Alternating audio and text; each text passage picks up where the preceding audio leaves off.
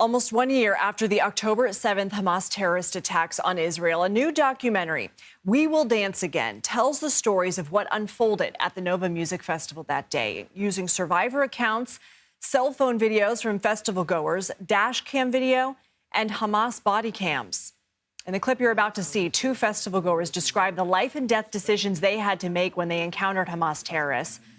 One of their friends who was in the car with them did not survive. We want to warn you, the following clip is upsetting to watch and viewers may find it disturbing.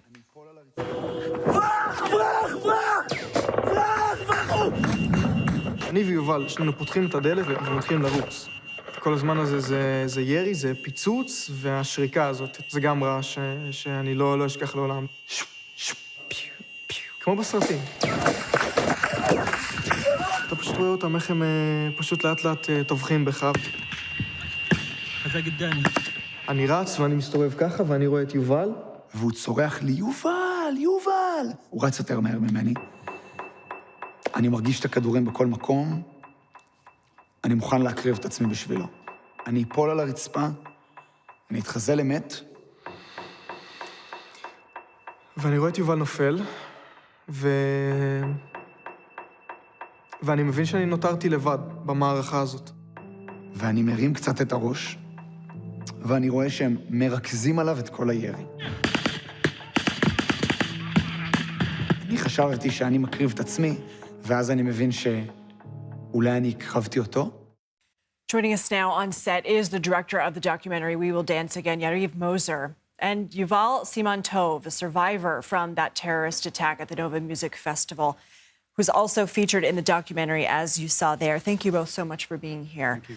Yuval, as you struggle with your closest friends, what is going in your mind when you're thinking, do I go left, do I go right, in those moments that those decisions, those split seconds could literally be life or death? I think you're trying to do as best as you can in order to survive the situation, because it's an instinct, I believe.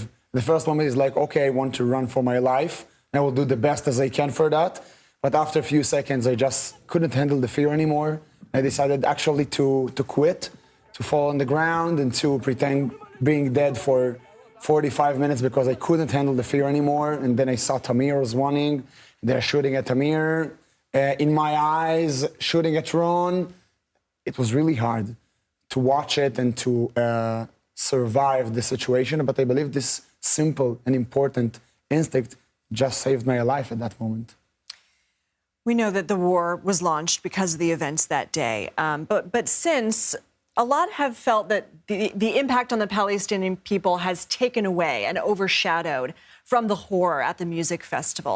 What do you say to people who say that? Well, I want them to be reminded of what happened on the 7th of October, to understand the truth about what happened. This is what this film is about. It's a non-political film just to shed light, to bring the truth about the massacre at the Nova Music Festival. Innocent young people attending a music trance rave found themselves being attacked brutally. They were harmless. They didn't have anything that threatened those terrorists, and they were viciously under attack, like sitting ducks. And this is what this film is bringing, emotionally unequivalent evidence. Yuval, can you take us into your day-to-day and how you are processing and dealing with this trauma, knowing that the war is still going on? Have you sort of figured out the person that you are going to be now after the festival? So I think it's hard to say because we lost our friend, Ron Weinberg, but I got, thanks God, Tamir, which is my best friend. So we are trying to figure it out till now. What's next? What should we do in order to feel better? So we are trying to talk with each other, to tell our stories, to spread the word, our message, that we want to have like a better world, a better life. And I think this is so complicated because there are days nights actually, that I'm waking up from nightmares that I'm having from this day. But then I'm waking up and then I'm with myself and Tamir, we are talking, and then it's like, okay, we should get over it. It won't be easy. It's a long journey. But from day to day, we are trying to do our best, and with really good connection, with really good healing places and healing people that we want to be close to us. We are trying to figure it out, but we know this is really long journey. Right now, we are 2 weeks before the anniversary. It won't be easy, I believe, but we are trying to do as best as we could and as best as we can right now to make it better. Yariv, you said this is a non-political film. How do you take the politics out of it, knowing that this is so charged on either side? First of all, I feel that this film is criticizing both sides in a way. I feel that the Israeli government is also being criticized in this film. Where were they? Where was the army? Those kids were fighting for their life and no one came to defend them.